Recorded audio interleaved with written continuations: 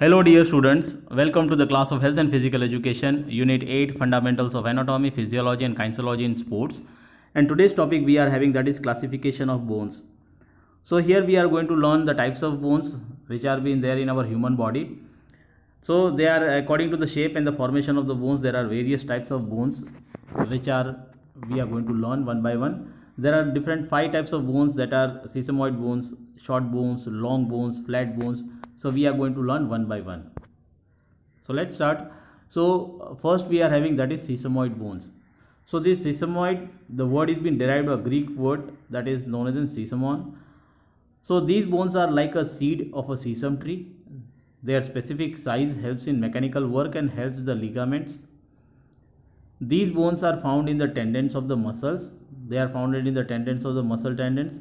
These bones are found in the knee, hand and feet. So here in a diagram, we can see in a diagram the patella. It has been a knee. In the front part of the knee, this bone is been considered sesamoid bones. That is also been found in the knee. Then other sesamoid bones is found in the feet. It is at the end of the toe. In the hands also it has been found, in the fingers. So these are the types of sesamoid bones. So what are their function? That is, their function is the specific size helps in the mechanical work that helps the ligaments. So this is the function of this sesamoid bones, and these bones are found in the tendons of the muscles. Mostly it has been found, and the function you can see here. What is the function of the sesamoid bone? The function is that it their specific size helps in the mechanical work. So in a person, when they are going to do any type of mechanical work, that is like a lever, it used to work like a leverage or lever. So it helps us in the mechanical work and it helps the ligaments. Second bone we are having, that is flat bone. So flat bones are found where there is a need for protection. Where there is a need for protection, the flat bones are being found. So you can see that our lungs are being protected. So here on the, let us see then in an example, then afterwards we are going to learn further. These are the examples of the flat bone. The sternum part, where you can find out the rib cage where it has been attached, and the lungs are being protected with the help of this rib cage.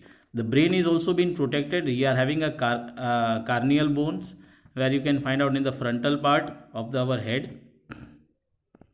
Then we are having a scapula, that is on our shoulders.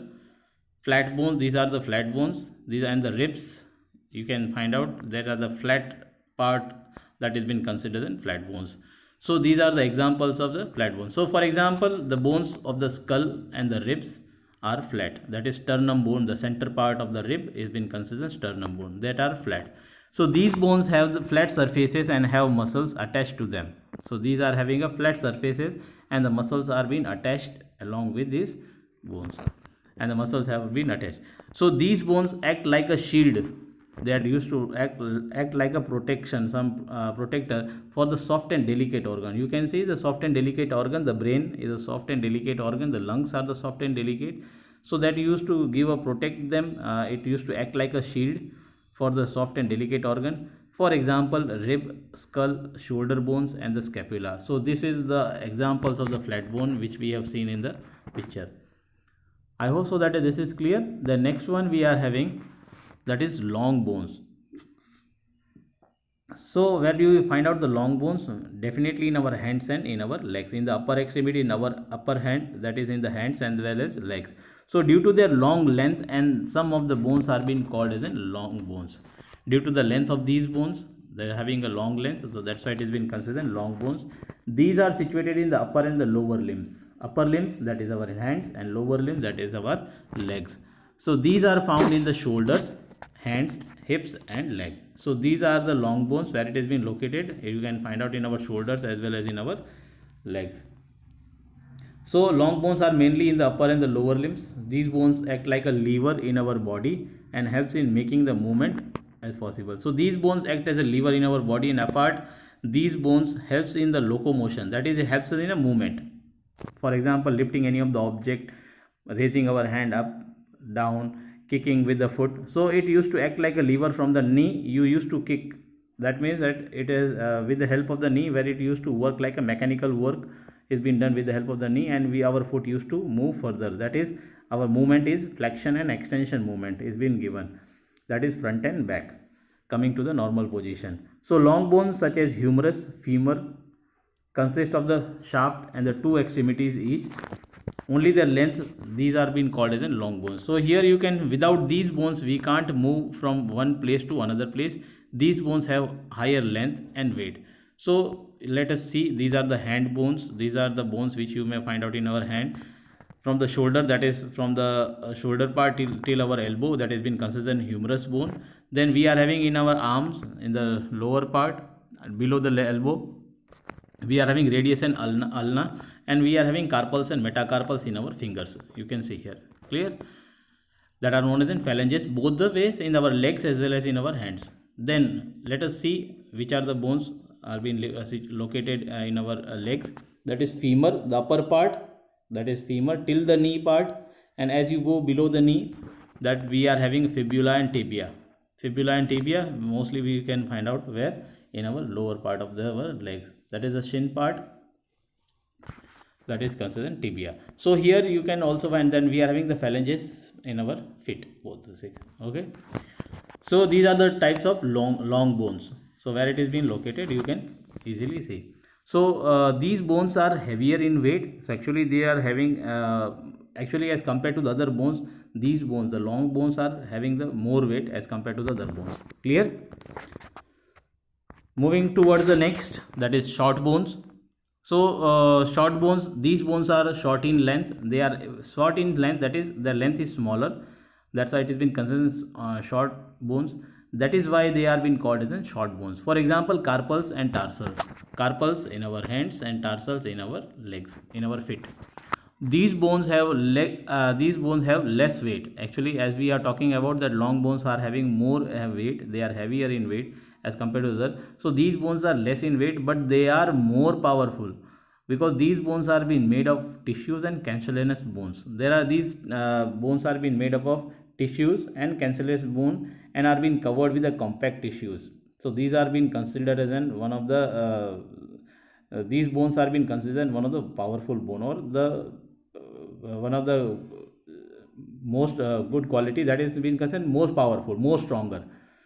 So here these bones are being used for exerting force. For example, carpal, tarsal, and metacarpal and metatarsal. So you can see that lifting the object, our fingers, with the help of this we can take a grip of any of the object, we can lift, we can pull with the help of this. Clear? It is going to help our in the movement of our fingers also. So these are the short bones. So these short bones are the carpals and tarsals, are being called as short bones. These bones are light in weight, but they are stronger. These bones are made up of cancellous bones tissues, and these bones are covered with a compact tissue. They help us in exerting the force. So these are the what about the short bones. I hope so that this is clear. You can see here in the picture, carpals in our hand, and tarsal bones, that is in our feet. You can see. Clear? Next we are having, that is irregular bone. They are irregular in shape and size. You can see that these bones have some shape or size. Because of these bones are different from others, these bones are found in our spine. They are 26. There are 26 irregular bones in our spine. In an adult there are 26, and in children there are total how many? 33. Why 33? Because here I will show you here.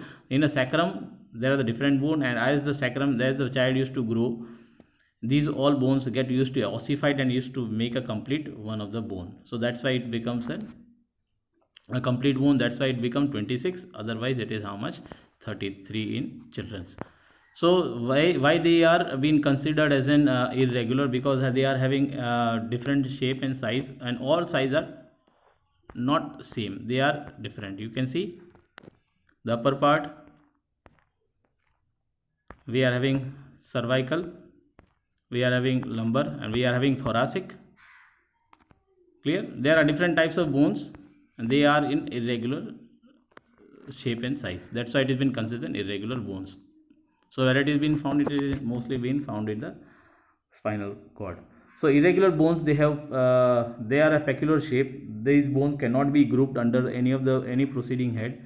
And a vertebra is a good example of these bones, and some of these bones face are also included under this head. They are been bones of the faces are also been included in under this, like irregular bones. Some of the bones of the face are included under this head. So you can find out that irregular bones, these are the examples of these irregular bones. So we have learned the classification of bones. We have learned different types of bones. We have learned different types like sesamoid bones. They are having in a sesame that is small in size, sesames like a seed. Then we have learned related to the flat bones, all the flat bones, sternum, we are having the scapula, we are having the carnial.